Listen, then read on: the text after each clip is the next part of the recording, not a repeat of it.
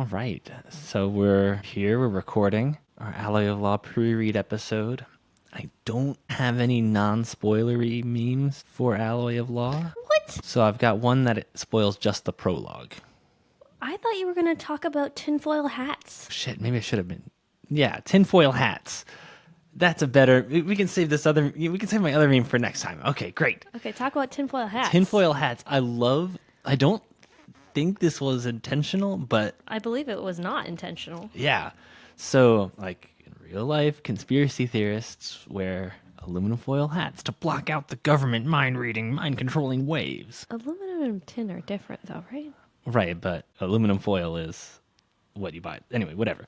So they wear aluminum foil hats in the Mistborn series, especially in Era 2, where aluminum is becoming a little bit more common.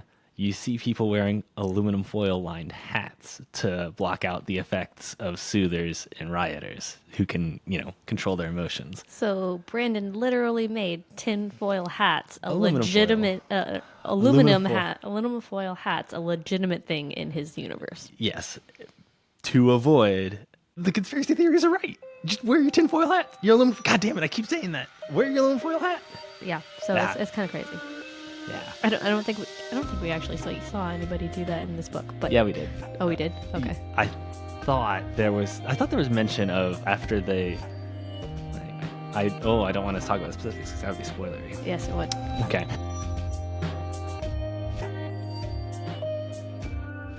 Hello and welcome to Cosmere Casual. I'm your co-host, They're Out to Get Me, Nick Gorman. Paranoid. We're talking about conspiracy theories. Yeah, no, I got it.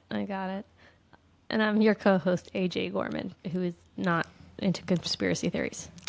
Anywho, today we're setting up a pre-read for Alloy of Law, the first book in Mistborn Era 2, also known as the Wax and Wayne series, also Mistborn Wax and Wayne, whatever. Era 2. So I never remember any of the individual names of the books for pretty much any of the Mistborn stuff. So I most often refer to this as Era 2 or Wax and Wayne books. Yeah. So just Mistborn? Because you call the Stormlight series, anyway, a lot of different names. Anyway. It's kind of like what we call Brandon. Like, yeah. B-Money, whatever. Brando, Sanderson, whatever. Just whatever comes out at the time. Yeah. Anyway. Language is fickle, as our friend Wayne says. He doesn't actually say that, but it's kind of close. I guess housekeeping stuff up first. This episode contains spoilers at the end for Mistborn Era 1 only, though I strongly recommend reading those books before reading Alloy of Law. Like, this is also an entry point into the series, so we're going to try to keep the spoiler stuff for Era 1 at the end of the episode. No, I might have trouble with that, but I'm going to try. Yeah, I was about to say, like, some of it's hard to separate. Hard to separate. Trigger warnings? Yeah. Trigger warnings, I wanted to say, like, if you're interested in the book series, but maybe you've never read any, any Brando Sando stuff, maybe this is your first one that you're reading. I think the prologue actually has the worst of it in this book. Gun violence. Well, there's gun violence, but I mean, also it's just a lot of body horror. Yes. He's investigating the lair of a serial killer, right? Yes. And I think that's basically the worst of it. The kind of serial killers that you would see on like Bones or Silence of the Lambs is really what struck out. Stuff like that. Yeah. I get bothered by that stuff, but it wasn't too horrific. And like I said, it was just the one chapter was basically the worst. Prologue. But I'll say a few things that stuck out to me in this most recent reread is that I think my brother-in-law was the one who pointed out there's a lot of Bill and Monica vibes with Wax and another character. Wax and Marassi.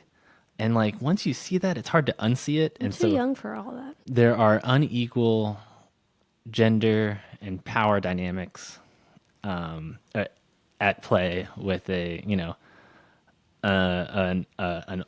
much older, powerful, wealthy male, and a young, impressionable hero worshipping female.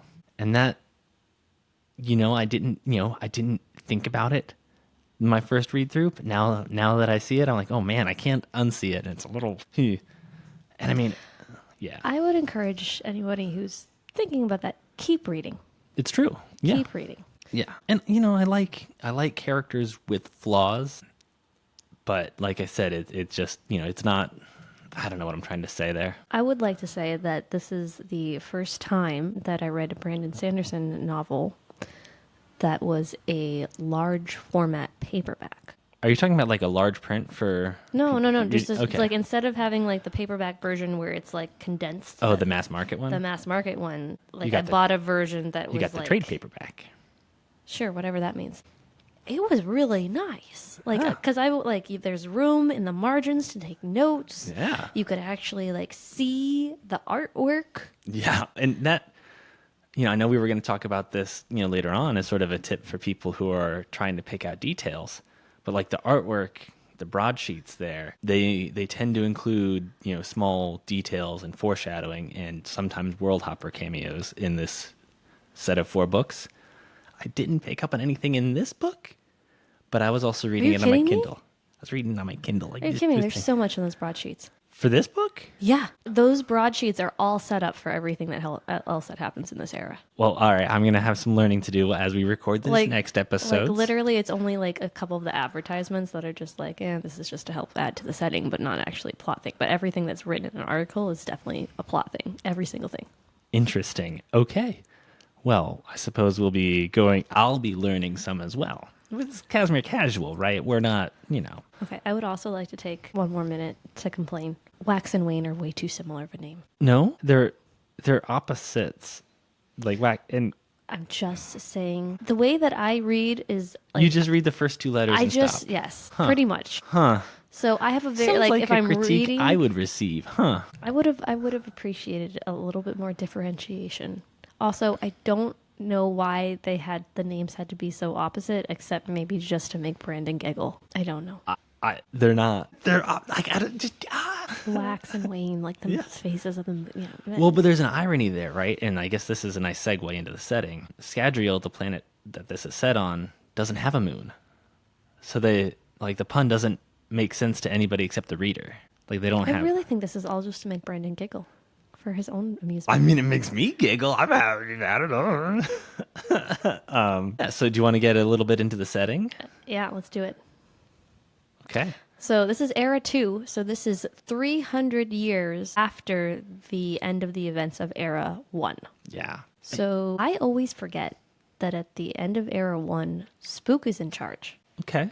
Yeah. I mean, And also Spook becomes really bad. I always forget that Spook becomes badass at the end of Era 1. I mean, he does, though. Yeah, he does. But I forget that. Okay. Because I always still think of him as just like, oh, cute little Spook. He's not Spook. He's the Lord Mistborn. Yeah, and therein lies the problem. Yes. Yeah. Although I do think it's really funny that the redonkulous dialect he speaks becomes known as High Imperial. And no one 300 years later can make sense of it either. Yeah, it's hilarious. Not in like a laugh out loud kind of way, but My notes are just High Imperial eye roll. I mean, So there is a logic to it. If you look on Brandon's website and ask for kind of a structure to it, there is a structure to it. I have read the explanation of the structure, and I still it's like pig Latin, right? It doesn't, I mean, yeah. I mean, to me, it's like how vulgar Latin is still hoity-toity or whatever, but it's literally vulgar, right? What? There are different types of Latin, right? But if you try to bust out like a Latin phrase in general, it's just, you're being an academic, blowhard. Carpe right? diem? Yeah, I'm blanking on any other expressions, but cogito ergo sum, things like that. It's just like, well, you're just, okay, No, I don't right. understand what you're saying. The point is, Spook had a lot of kids. I still miss that, but I'll take your word for it. Spook had a lot of children. I think that you could probably find a meme about that for the next one. I think there's probably memes about how many children Spook had. Well, they had to repopulate the Earth or Scadrial or whatever after the near end of the world. And apparently he and his wife took that very seriously. There's a comment about how it's only been 300 years. Everybody's related. Yeah. Interesting that a fifth of those people from at the end of Era 1 were Terrace. Is that in world? Is that where? Okay. Interesting. Okay. Yeah. Yeah, they make that comment in the book. Oh. So I think by a percentage of the population, there's still more Terrace people than there was in Era 1. Yeah. But, well, I mean, we don't really get into the Terrace folk as a distinct ethnicity, but that does come up in Era 2. Yeah, not this book, more the second book. Yeah. So the events of this book. Oh, no, I was just going to take a step back and like say maybe you didn't read Mistborn Era 1. One of the big conceits of the Mistborn series as a, series of series is that there are distinct eras, and like the people and events of Era 1 have become legends and myths by the time that we pick back up in Era 2, right? 300 years, but like the world nearly ended. And the people and the events there are like they're literally the foundations of the prevalent religions here, right? They shaped the world, right? So there's an extent to which things have been mythologized, but there's also some of that that's like, reminiscent of what actually happened in Era 1. And that's... Yeah, and Brandon has a bunch of different series, kind of different arcs and things like that. Some of those multiple series are focusing on the same characters. This one, the anchor point is the magic. So that's the consistent part, seeing how the magic is kind of evolving or adapted from era to era. Yeah, and I mean, what was I going to say? I mean, still the magic systems on Scadrial all in some way revolve around metal. So metals are very important, certainly to the allomancy and feruchemy and the other kinds of magic stuff. But it's also just important to the overall economy because that's like what they base everything on. It's a symbol of power, right? So the setting of this book kind of takes place in the Ellendale Basin. So this is kind of the perfect city that our god figure created at the end of Era 1. It was all this... The newly ascended harmony. Yeah. Huh? I don't think that's for this episode. Well, but that... Okay. I mean, they talk about harmony. Whatever. I don't think they... They definitely talk about harmony in this book and how harmony created Ellendale. All right, fine. Okay, so Harmony, our god figure, planned out Ellendale from like day one. So he kind of left Spook / Lord Mistborn a book kind of detailing, like outlining. Wait, you pronounce it Ellendale? I like that more than how I've been pronouncing it, which is Ellendale. Okay, it's okay. That's not what it is, Ellendale. Okay, the way I hear you pronounce it has a long A, Ellendale. And I like that so much better than Ellendale, which is, the short A that happened. Anyway, whatever. Okay. Go on ahead. I like to mispronounce things anyways. So Sazed outlined kind of human progress up into a point. And so this Ellendale Basin was all planned out. It's supposed to be kind of the perfect city. It's all planned out. It's essentially like a spoke with canals going in towards the center. All kind of wonderful stuff. He even decreed that ornamental trees need to bear fruit. Everything should have, dual purpose. And was that Harmony or was that Lord Mistborn? Oh, that's right. Mistborn. Oh, you're right. No, yeah. Spook did that. I think that's probably because Spook grew up on the streets, probably hungry a lot, and we can get into the why later. But for some reason, Ellendale has grown rapidly in 20 years. I mean, I come at this from a different, I think about it from a different perspective than you do. I think of it as the setting and where we come into it is like very steampunk, right? Absolutely. Where there's I try to picture it as it's described in the books, and all I can think of is Avatar: Legend of Korra. That is almost exactly how it is. Like it's a mix of magical things with very just start of the Industrial Revolution type, and just incorporating electricity into technology type of stuff. That's actually what I like about the latest Sarah J. Maas series, is that it's actually bringing magic and fairies and stuff into the modern age. Yeah. Which is interesting to kind of mix the two. And we're going to get there with Brandon in Era 3 when that eventually gets published. Yes. Yeah. There are some characters that attribute Kelsier to the bounty of Ellendale Basin. There's, going back to what you said, like our Era 1 characters are highly mythologized, and religions are set up around them, and some things that are said are just like, Do we want to go through and like list out who from Era 1 has become an important mythological figure? sure, go for it. So you've already said Spook or Lestiborn's is Lord Mistborn. Kelsier is still the survivor. He's got a whole religion of survivorism dedicated to him, and staying The alive. followers are Right. called survivorists. Says it is Harmony, and followers of Harmony are known as Pathians, and that's all described in the books pretty clearly. And we'll talk about it more in another episode. Vin, our main protagonist from Era 1, is also known as the Ascendant Warrior. Elend is the last emperor, which is, I don't know. Which is very confusing because you think the last emperor, like, we killed the last emperor. You think of the Lord Ruler, right? Lord the Ruler. leader of the final empire, right? But no, because Elend was emperor after that, right? For 3 years? It's, I don't remember how. I think it was like 3 years. It was something, but like, yeah, anyway. A short amount of time. Yeah.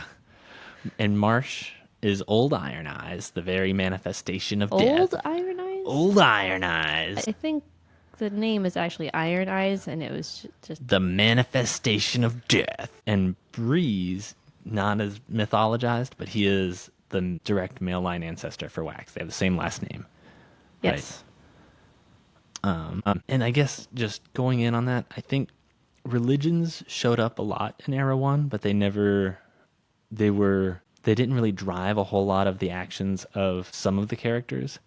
I feel like in this set of 4 books, the religion of common people plays more of a role.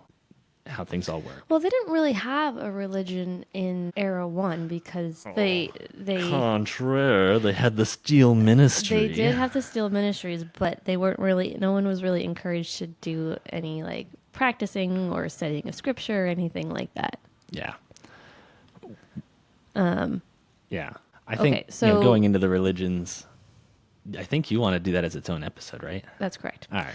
I do want to say that mist cloaks are still a thing in this era, and they're still dumb. Yeah, but they were never about being dumb or smart. They're Listen. about the vibes. Okay.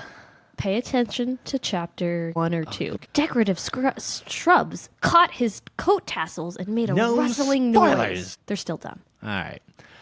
No capes. Please take note. Can I start calling you Edna? If you agree with me that mist cloaks are dumb, go for it. I've never. That has never been the argument. The argument has always been that it's the aesthetics. Anyway, If Vin were truly written correctly, she would have done away with the mist cloaks because it would have been dumb. she Or did. She would have recognized She they were did. dumb. Oh my god, that happened in the Final Empire. Did it? Yeah, Didn't happen soon enough. one of the Important- climactic fights is in her underwear. Anyway, Not by choice. Well, I guess she didn't want to wear the dress, but it's not like she had time. Anyways. It's also important to note that in this new modern society, there is kind of a new governmental setup. And in this governmental setup, house lords are kind of responsible for a large group of people. Constituents. they don't call them like that. They're but that's not kind of really how constituents, but yeah. I mean, that's kind of the vibe. Like, So it's like anybody who like works for any of his businesses or lives in his properties or like yeah. is in any way that if you're connected to a house lord, your house lord has a lot of power in the government on your behalf. Yeah, I mean, in some ways, he's responsible for their well-being. Yes, and I think that that's an important thing to note going into this story because I don't think it's harped on enough in this book. Can I get? Well, I mean, it comes up every now and again, but it really doesn't. You're right. It's not. I don't think it emphasized. clicks well. Yeah. Is that a nice segue into like the whole premise and like Yeah, go setup? for it. So Oh wait, hold on. One more kind of vocab thing. The Lord Emperor from Era 1, or what was it? the Lord Ruler. The Lord Ruler from Era 1 is most often referred to as the Sliver, as in the Sliver of Infinity. So that comes up a couple times too. Huh. I wasn't paying that close attention for that to come up in this one, but okay. I know sliverism. Anyway, whatever. Yeah, you're right. So I guess in terms of like a a plot, like a premise. Max and Wayne are these two legendary lawmen from out in the roughs, which, think of it as like the Wild West, except instead of being west, it's just literally outwards from Elendil Basin. Wax and Wayne are each called Twinborn, which, with the sort of dilution of allomantic and ferrochemical abilities, it is very, it was a plot point in Era 1 that people generally only had one allomantic ability or all of them. Well, in Era 2, people generally have at most one allomantic ability or one ferrochemical ability or one of each. So, but there are a small population of people, like our protagonists, that have both an allomantic ability and a ferrochemical, right? So that's why they are called twin-born, because they have powers from each, two of the magic systems. There are three, but anyways. And like I think the book goes into well enough. Brando is really great at having good magic systems and explaining them well. Honestly, just they're all you need to know is from a premise perspective is that's they've each got one ability. There are other people with others out there, so that's a lot of stuff there. Everybody's got different skills. Max is sort of the last scion of an ancient house, who dating back to Breeze. Yep. Yeah, dating back 300 or so years, and he gets basically called back to do his duty and support his family and the people his family supports. Stop playing out in the Wild West. He's the last heir now. Well, I was going to say that, Mistborn Era 1 the premise was known for doing this heist. Yeah. You're kind of playing along with the rogues as they're going up against this kind of the man. Whereas Era 2 is kind of flipping that a lot, where now we are kind of following a detective type figure. Are you sure we're not reading from the same notes? I was going to get there. I mean, there's a bunch of heists, and Wax and his old friend Wayne eventually do get involved. They're joined by Marassi and Steris, who are women from a rich but not powerful or prestigious house. But they're trying to stop the heists. Right. So, the overarching themes of Era 1 and Era 2 are pretty similar, that it's all about, I don't want to say class warfare, but the overarching conflict is between the peasants or the ska and the nobles in Era 1. Well, now there's, even though we don't have a defined ska versus nobility. We have all the people who are city folk and all the people who are in the roughs. Well, and even within both of those, it's basically the rich, the well-off, the secure. The have versus have-nots. Yes, exactly. So it's there's a lot of that, and you see different, good guys and bad guys both try to grapple with the reality of what their situation is, right? And how helpless they feel. Yeah. What can they do? What should they do? Huh? So all of that type stuff. I'd be interested. I've got a few things to talk about in our post-read episode about that, but I think that'll have to wait. Yeah. So if anybody's going to go back and reread or read for the first time Era 1, I want to kind of give you a quote to just think about as you read the last book in Era 1. Marassi had been there several times as a girl to look at the trees of the world of ash that had been saved by the originators, those who had been nurtured in the wombs of the earth and reborn to build society. I mean, don't you love the passage of time? Definitely looking at it in rose-colored glasses. But that's not even the last book. That's like the epilogue of the last book in Era 1. I know. Yeah. It sounds just so much prettier and cleaner and nice than what actually happened. Well, and it's also like imbued with, theological weight to it. Yeah. Anyway. Yes. When it was really just they survived. I think Brandon did a really good job of putting the nuggets of truth in there, but layering over 300 years of nonsense over on top of it that actually happens in real life. We've already hit all of my notes that I wanted to talk about. Can we get a little metatextual with it, though? I thought there was stuff you were going to tell people to pay attention to. Well, we already talked about pay attention to the broadsheets. That was literally it, as well as in the details of the prologue as well. Details of the prologue as well, especially if you've already read the rest of the books in the series. Pay attention to that prologue. Think about parallels with events later on. Or foreshadowing or whatever. All right, get metatextual then. So, originally, I guess in the original pitch for Mistborn to his publisher, Brando Sando pitched it as a trilogy of trilogies, right? Wax and Wayne was not supposed to be one of those trilogies. Nope. This started out as a short story that turned into a novel, with 3 sequels, right? So this first book in particular was written without much of a plan for the rest of Era 2. Like, there's foreshadowing, things that he knew he wanted to hit later, but he didn't have the full arc planned out yet. I thought he had written all of these before he published them. No, that was Mistborn Era 1 and what he intends to go back and do with Era 3 as well. At least that's what, the stuff I was reading on Coppermind. Water cooler talk. Yeah, right. And, they put all this stuff together based off interviews, and they are not the Cosmere Casual podcast. They're the Cosmere Hardcore, official, right?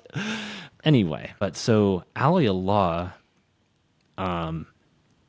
it works reasonably well as a standalone. Like the plot, it's not. I don't want to spoil anything about the ending here, so I'll just say that it works reasonably well as a standalone. It's not like the endings to some of your other books in the Cosmere. But when you look at the perceptions among the fandom, and even from Brando Sando himself, when he ranks about the books that he enjoyed writing, Alloy of Law tends to be near the bottom. Right. But it's still, I really enjoy a nice steampunk setting. And it's also a shorter read than some of his other books. I love a good, how they do it kind of a thing. Yeah. And there is a lot of that and this is in this book. Guess how they did it. Yeah. I mean, as far as heists and I'm not much of a, I don't have a huge breadth of experience in murder mysteries or, detective novels, right? But I mean, it's not bad as a detective novel. So in the foreword or whatever that Brandon writes at the beginning of the book, he mentions the Dresden Files. Okay, I didn't get that in my Kindle version of the book. You were talking about what? You'll have to read it. Well, yeah, a lot of my comments make more sense when you read that. Well, and I also noticed that there's annotations online that I didn't read either for this time. So. I already have pages and pages. Yeah, no, it's we got to set limits for ourselves, folks. Anyways, I read a couple Dresden books, and they are really good. And I hopefully sometime in my life I can go back and read more of them, because I was just kind of upset reading about it. I'm like, oh yeah, I do need to get back to the Dresden books, Dresden Files. So they were. It sounds like a strong influence on this one, which I can totally see in retrospect. I mean, you don't have too many magic wielding do-gooders that also carry a big old gun. Why don't we do that as our next non-Cosmere read? We'll There's read 80,000 books in that series. We just have to pick one. I think you would really connect with Dresden. I mean, I've read the first 2. Oh, I didn't know that. Yeah. No, we talked about it at the time. Anyway, whatever. Anyways, it was nice podcasting with you, dear. Oh yeah, it was nice podcasting with you too. Audience, thanks for audiencing with us. I've really got to find a less awkward way to say that, but I also enjoy being a little awkward about it. So, audience, thanks for audiencing to us. That was the most awkward. Audiencing to us? With us? Audiencing at us? Thanks for listening.